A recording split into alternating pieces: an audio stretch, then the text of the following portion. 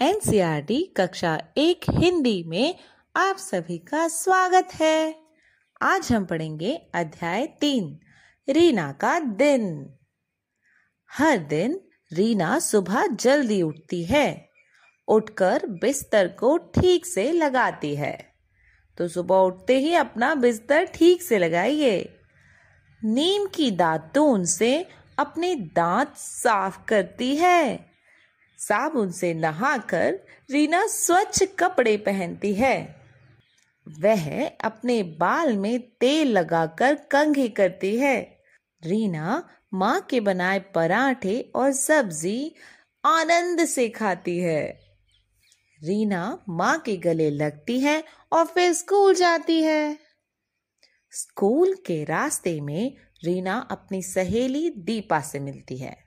दोनों एक दूसरे से सुप्रभात कहती हैं। सुप्रभात मतलब गुड मॉर्निंग, सु मतलब गुड, प्रभात मतलब सवेरा, मॉर्निंग। तो दोनों एक दूसरे से सुप्रभात कहती हैं और हंसती खेलती स्कूल जाती हैं। स्कूल में प्रार्थना के बाद रीना अपनी कक्षा में जाती है। कक्षा मतलब क्लासरूम। जैसे ही उनकी अध्यापिका कक्षा में आती हैं, सभी बच्चे खड़े हो जाते हैं और नमस्ते करते हैं। अध्यापिका, टीचर। अध्यापिका भी मुस्कुराती हुई नमस्ते करती हैं। रीना स्कूल में मन लगाकर पढ़ाई करती है। वह अपनी सहेलियों के साथ खेलती और थोड़ी शरारत भी करती है। घर आकर वह हाथ मुंह धोती है। फिर वह अपने स्कूल की सभी बातें अपने परिवार को बताती है। रीना अपने प्यारे से छोटे भाई के साथ भी खेलती है। रीना को रात को जल्दी नींद आ जाती है। दादी प्यार से रीना को शुभ रात्रि कहकर सुला देती है। शुभ मतलब अच्छा, रात्रि मतलब रात। शुभ रात्रि, गुड नाइट। तो कितना प्यारा था रीना का दिन। बहुत अच्छे। चलिए कुछ बातचीत करते हैं। रीना सुबह अपनी सहेली से मिलने पर क्या कहती है? सोचो जरा। रीना सुबह अपनी सहेली से मिलने पर सुप्रभात कहती है, गुड मॉर्निंग। रीना की दादी रात को सोने से पहले रीना को क्या कहती हैं? याद करिए जरा। रीना की दादी रात को सोने से पहले रीना से शुभ रात्रि कहती है, मतलब गुड नाइट। तो बताइए जरा कि आप क्या कहकर बड़ों का अभिवादन करते हैं? अभिवादन, वेलकम। तो आप कह सकते हैं कि मैं बड़ों को प्रणाम करता हूँ, नमस्ते करता हूँ, और या फिर उनके पैर छूकर उनका अभिवादन करता हूँ। बहुत अच्छे। तो बताइए कि घर पर जब कोई अतिथि आते हैं तो आप क्या कहकर उनका स्वागत करते हैं? अतिथि मतलब गेस्ट। तो जब कोई घर पर आता है तो हम सबसे पहले क्या करते हैं? उनको प्रणाम करते हैं, या उनको नमस्ते कहते हैं, या उनको सुप्रभात और शुभ संध्या बोलते हैं। तो हम इसे ऐसे लिख सकते हैं कि घर पर जब कोई मेहमान आते हैं तो मैं उन्हें प्रणाम करता हूँ या सुप्रभात और शुभ संध्या बोलता हूँ। साथ ही मैं उनका हालचाल भी पूछता हूँ। पूछ सकते हैं हम पूछ सकते हैं कि आप कैसे हैं? मैं बहुत अच्छा हूँ। इस तरीके से आप अपनी वार्तालाप मतलब कॉन्वर्सेशन स्टार्ट कर सकते हैं, शुरू कर सकते हैं। तो आप बताइए बच्चों कि अगर आपको रास्ते में कोई परिचित जन मिल जाए तो आप क्या कहते हैं? अब हम जैसे कहीं जा रहे हैं और रास्ते में हमें कोई मिल गया, हमारे मम्मी पापा के दोस्त या हमारे दोस्त के मम्मी पापा, तो हम उनको प्रणाम करेंगे, नमस्ते करेंगे, गुड मॉर्निंग करेंगे, शुभ संध्या ऐसे बोल सकते हैं। उनका हाल चाल पूछ सकते हैं, उनसे पूछ सकते हैं कि आप कहाँ जा रहे हैं, आप कहाँ से आ रहे हैं। तो इसका जवाब आप इस तरीके से दे सकते हैं कि जब मैं रास्ते में किसी परिचित व्यक्ति से मिलता हूँ तो मैं उन्हें नमस्कार या प्रणाम करता हूँ, उनका हाल चाल पूछता हूँ और साथ में यह भी कहता हूँ कि आपसे मिलकर अच्छा लगा। तो ये भी हम बोल सकते हैं। बहुत अच्छे। अब हम आगे बढ़ते हैं। खोजें जाने। पता कीजिए कि आपके सहपाठियों के घर पर अभिवादन कैसे करते हैं।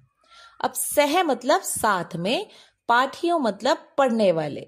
तो आपके साथ में पढ़ने वाले या आपके साथ जो स्टूडेंट्स हैं जिन्हें हम क्लासमेट्स कहते हैं, उन्हें हम सहपाठी बोलते हैं। और अभिवादन आपको पता है, ग्रीटिंग्स, किसी को ग्रीट करना, किसी को वेलकम करना। तो हमारे जितने क्लासमेट्स हैं, सहपाठी हैं, वो सब अलग अलग घरों से, अलग अलग कल्चर से, अलग अलग रिलीजन से आते हैं। जैसे हो सकता है कि आप प्रणाम करें, कुछ लोग नमस्ते बोलें, कुछ लोग गुड मॉर्निंग बोलें, कुछ लोग सलाम करें। तो पता कीजिए कि आपके सहपाठी यानी आपके क्लासमेट्स कैसे ग्रीट करते हैं। चलिए आप अभिनय सहित समझाइए कि आप ये सारे काम कैसे करते हैं। अब अभिनय क्या होता है? अभिनय होता है एक्टिंग करना, ड्रामा करके बताना। आपको कुछ बोलना नहीं है, आपको सिर्फ दिखाते हुए बताना है कि आप पहला मंजन कैसे करते हैं। जैसे आप अपने दांतों में ऐसे करके बता सकते हैं कि आप मंजन कैसे करते हैं। उसके बाद कैसे नहाते हैं। आप ये मान सकते हैं कि ऊपर से पानी गिर रहा है और आप नहाने की एक्टिंग कर सकते हैं। वाह, बहुत मजेदार। इसके बाद बाल कैसे बनाते हैं। आप अपने बालों पे कंघी करने का अभिनय एक्टिंग कर सकते हैं और बताइए सबको कि आप ये कैसे करते हैं। खाना कैसे खाते हैं। मम्मी टेस्टी टेस्टी खाना लेके आती है तो हम खाना कैसे खाते हैं, आपको उसका अभिनय मतलब एक्टिंग करके बताना है। आपको बताना है कि हाथ कैसे धोते हैं, बहुत जरूरी काम। खाना खाने से पहले, खाना खाने के बाद, स्कूल से घर जाने के बाद। तो आपको बस ये बताना है, आपको ये मानना है कि सामने से टैप खुला है और आपको हाथ धोने का अभिनय करना है। फिर आपको बताना है कि सोते कैसे हैं। तो आप सोने की एक्टिंग या सोने का अभिनय करके बता सकते हैं। बहुत बढ़िया। तो चलिए अब देखते हैं खेल खेल में। मिट्टी से घर घर खेल की चीजें बनाइए, जैसे चूल्हा, थाली, कटोरी आदि। अब अपने मित्रों के साथ मिलकर घर घर खेलिए। देखिए, पहले लोग मिट्टी से ही बर्तन बनाते थे, तो आप अपने क्ले डो से ये सब बना सकते हैं। थाली बना सकते हैं, कटोरी बना सकते हैं और चूल्हा बना सकते हैं। इसे बना के अपने दोस्तों के साथ शेयर कीजिए और घर घर खेलिए। अब हम देखते हैं सबके घर। रेखा खींचकर पशु पक्षियों को उनके घर तक पहुंचाइए। तो जैसे हम सबके घर होते हैं, वैसे ही हर पशु और पक्षी के अपने घर होते हैं, सब कहीं रहते हैं। अब यहाँ पे हमें बताना है, रेखा खींचकर मतलब एक लाइन ड्रॉ कर कर कि कौन सा पक्षी और कौन सा पशु किस जगह पर रहता है। तो पहले हम बात करते हैं उल्लू की। उल्लू रहता है पेड़ के अंदर। ये देखिए, तने में जो ये गैप है, इसके अंदर उल्लू रहता है। उसके बाद बात करते हैं चिड़िया की। तो चिड़िया जो है वो अपने घोंसले में रहती है। जरा ध्यान से देखिए कि पेड़ में एक घोंसला है और घोंसले में 3 अंडे भी हैं, तो वो चिड़िया अपने घर पे वहां रहेगी। उसके बाद बात आती है खरगोश की। खरगोश जो है वो छोटे छोटे बिल बना देते हैं और वो उसी में रहते हैं, तो इसलिए खरगोश यहाँ जाएगा छोटे से बिल में। अब गाय। गाय कहाँ रहती है? गाय रहती है शेड के अंदर, तो हम गाय को शेड के अंदर पहुंचा देंगे। देखिए, वेरी गुड। आपको इसमें रेखा खींचनी है। अब देखिए गिलहरी। गिलहरी कहाँ रहती है? गिलहरी रहती है पेड़ पे, तो आप एक रेखा खींचेंगे गिलहरी से पेड़ तक की। बहुत अच्छे। अब मछली तो जल की रानी है, तो आपको पता है कि मछली कहाँ रहती है?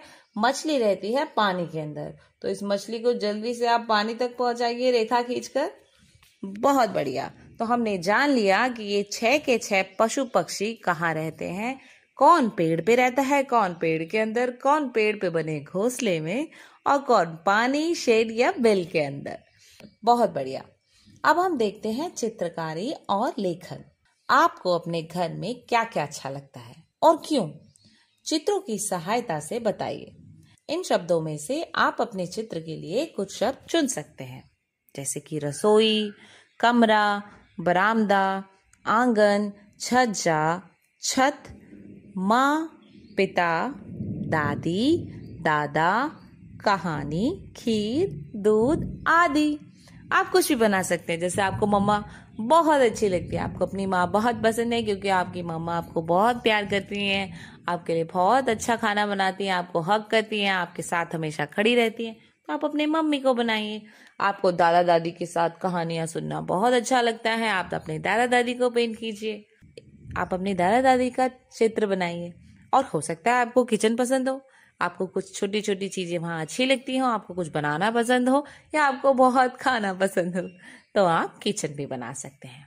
ये सब आपकी व्यक्तिगत मतलब इंडिविजुअल चॉइसेस हैं। जो आपको अच्छा लगता है आप वो ही बनाइएगा।